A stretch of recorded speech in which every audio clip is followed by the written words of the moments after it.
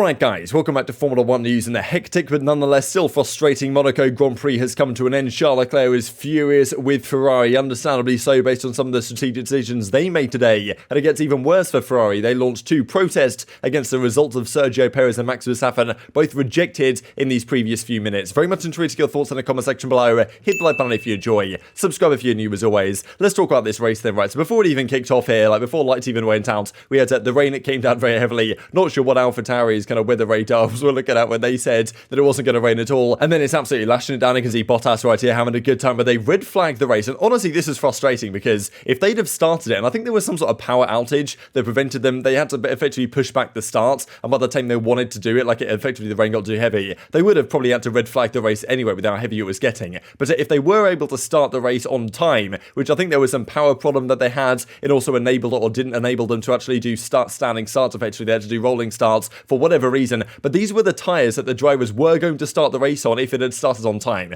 This would have honestly created some ridiculous drama because obviously at this point the top guys thought, okay, maybe it'll dry up, right? They weren't really expecting it to be too heavy. Obviously the Mercedes were willing to take the gamble, as were Norris, putting on the intermediates, right? And knowing how heavy it got over those first few laps, right? We could have seen a situation where Leclerc, Sainz, all of the top guys were forced to pit very early for wets, right? And then somehow it's in Norris, Russell, Hamilton, P1, P2, P3. It could have been absolutely crazy, but eventually they call the race off and have to effectively go again. Now, when the race does officially finally start, Gasly is on the inters early on, everyone else is on the softs, and certainly the track was drying up rather fast, where the inters immediately came into their own once Gasly had some clean air. Pretty much these were the only overtakes of the entire race here, one of which on Riccardo. So Gasly was making moves very early. He went onto the inters, pretty sure lap 1 when they actually started it. Honestly, even by the time they started the race, the wets probably weren't the ideal tyre for the track, to be honest. But as time progressed, Sainz had the idea, and a lot of other teams I think had the idea, or should have had the idea, of just going straight onto the slicks, which is what Sainz eventually did, but other teams certainly did not, and that definitely messed up Charles Leclerc's race. We'll see here in a second, but I thought other teams would look at what Gasly was doing, and if you were like Hamilton or something, you're thinking, okay, maybe I should get onto these inters, as he did slightly earlier than others. Got held up by Ocon though. Ocon got the penalty for diving into him. We actually didn't even see the incident that Ocon got the penalty for on the broadcast, but he basically cut Hamilton off pretty aggressively, that eventually got him a penalty, and Hamilton probably deliberately at the end of the race kept him behind, and to make sure he was not getting any points in that top 10. But lap 17, Perez pits from P4, puts the inters on, and returned to the track in P5. So the Red Bulls came in slightly earlier for the inters than the Ferraris did, and therefore they decided with Charles Leclerc they were going to do the same thing as the Red Bull guys did. But the problem is they left it too late, and they really messed up here, really, from a strategic perspective, in terms of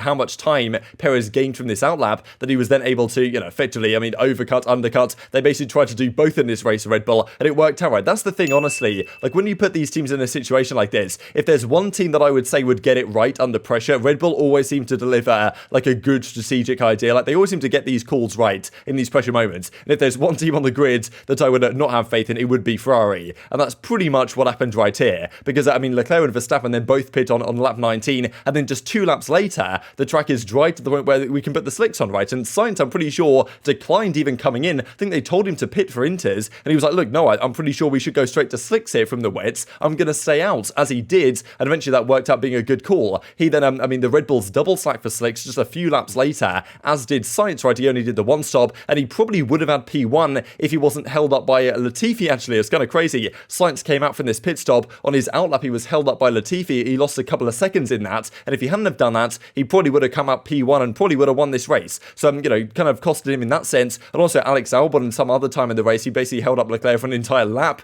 when he was getting the blue flag. So, not really sure what was happening today on that front. But as you can see, this is what screwed over Leclerc, right? Perez pitted on lap 16 for the inters, did a good 6-lap stint on them, which is just about good enough, right, to say, okay, he probably got a decent amount out of those tyres, and maybe it was a decent call, as of course it turned out to be. Then he went to, of course, the hards that would have got him to the ends, if not for the red flag we'll see here in a second, right? Verstappen pitted a couple of laps later, but it really was the Leclerc decision, right? The fact that, they told Sainz to come in to pit for the hards, pit for the slicks, and he came in, and then Leclerc, they told him to pit, then they told him not to pit, and then, in fairness, even in that situation, if he'd have stayed out there, he would have probably lost even more time. It really was the initial decision to pit here for the inters, where they probably should have said, look, let's just keep him out like Sainz, because that's probably the way to go. That's the best chance. I think they wanted to take the conservative approach here, but the problem is that because Sainz had done the right strategy and Perez had done a good strategy as well, but slightly earlier than Leclerc, he just lost an awful lot of time. And Verstappen just got the slightly better of the pit stops and ended up ahead. So out of nowhere, Leclerc, after dominating the first part of the race, race the first few laps, because Sainz was like 5 seconds back on Leclerc after about 15 or so laps, and like the Red Bulls were nowhere to be found. Like Leclerc was just going to walk away with another victory, but all of a sudden that falls away. And I mean, yeah, of course they go on the hards to the ends. There was some interesting moments at the end of the Grand Prix, right, where Perez was getting closed down heavily by Sainz, but it's just Monaco, baby. Like Perez knew that he had to, last these mediums to the ends. He knew where he could back off and not really push too aggressively and just,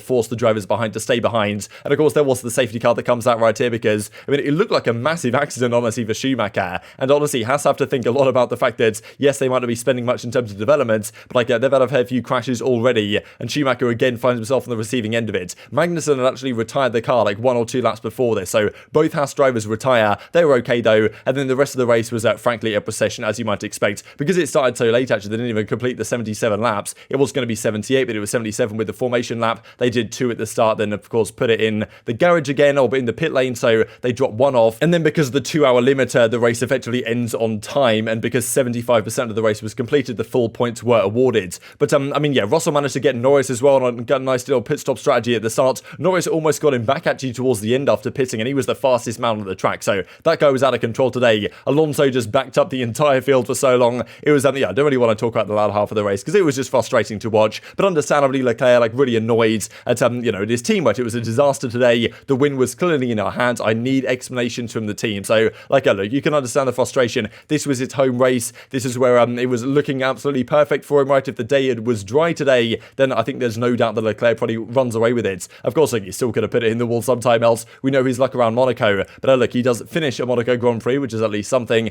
but yeah, far from where he wanted to be. And just the salt in the wounds really is being behind Max Verstappen, right? The fact that Perez was the one that won this race is slightly more positive for Leclerc than it could have been if it was Max, but I mean, still, he loses ground at the championship. Ferrari lose more ground at the championship from a weekend where clearly they had the 2 fastest cars on the grid, and the fact that they weren't able to convert that at all is well, honestly, classic Ferrari, to be honest. And I'm sure Leclerc is understandably frustrated. As Sainz says, he reckons they could have probably won this race if it wasn't for, like, a lapped car. I'm pretty sure that's Latifi on the outlet on the slicks, kind of cost me a little bit of time, lost the lead as a result, he describes right here. But again, after the race concludes, there was actually a protest that came out from Ferrari against both Red Bull drivers to try and get them what could have potentially been a 5-second time penalty. The rumour generally, or at least, the rule generally is that if you leave the pit lane and you cross the kind of the line for the pit lane, then you'll get what has tended to be a 5-second penalty. And they believe that both Perez and Verstappen did this throughout the race, which of course would have been, based on the final positions, giving Sainz the victory, Charles Leclerc P2. That would have been what, of course, they were looking for. So Perez and Verstappen both summoned on this. The Perez one was quite immediately dismissed, because I really don't think there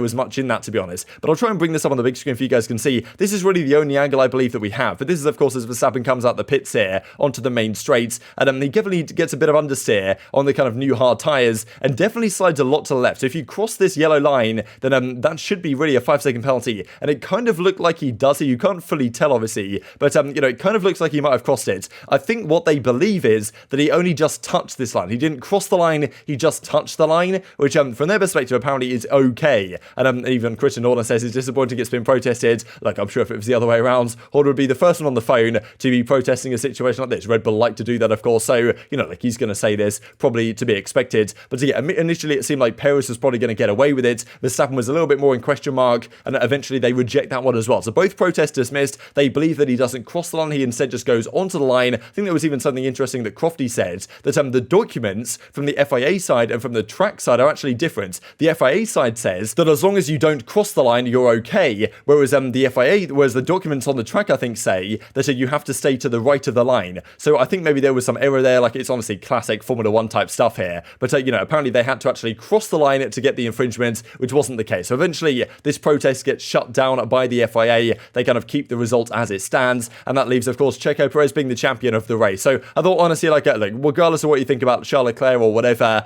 you can't help but feel happy for Checo Perez on this victory. He certainly deserved it. He was the stronger of the 2 Red Bull drivers of the weekend, gets his just desserts after the race. I always think it's nice as well when you see kind of like his mechanics. I'm sure they think they don't get necessarily as much love as they might deserve from, of course, what Max's side of the garage gets as well. So I thought it was awesome for Perez, but of course the real winners here are Red Bull on the day. Ferrari, a track that seemingly massively suited them, is the points slip away, and massive points at that. It would have also been very interesting, actually, just looking at this top 10, if Perez and Verstappen finished the other way around at Spain, right? So if it was a Verstappen Perez, if they were flipped, right, because the team orders, of course, we talked about that one. If Perez had won that race, not saying he would have done necessarily without the team orders, but it was possible right at that let him through. That would have meant that I believe Verstappen would still be P1 in the championship. Charles Leclerc would be behind him on 117 points, 1 point behind on Max Verstappen on 118, and then Perez would be there on 116. So if the last race went another way around, we could have had 3 drivers separated by 2 points. That would have been kind of incredible. The top 10 looks like this, very similar, of course, to what we saw when the race began. But yeah, Russell again managing to get his way into a P5 right here. He simply loves P5. It also practically got confirmed after the race as well that Perez has kind of extended his contract right. He kind of says, I signed too early right here. But, you know, because of course winning this race might have meant that he could put an extra few dollars on the slip. But yeah, pretty much confirming that Perez is still going to be there going forward as well, as you might well expect, because he's been phenomenal so far this season, done a great job against Verstappen. And honestly, despite Verstappen being like the number 1 driver, like Perez is pushing him very close, at least in terms of the championship right now. We'll see in a second. Norris though, like what a couple of drives from him the last couple of weekends. Like Riccardo again was pretty much nowhere today. But yeah, 6th place, fastest lap. If he'd have had one more lap here, he probably would have got Russell, because he closed up like,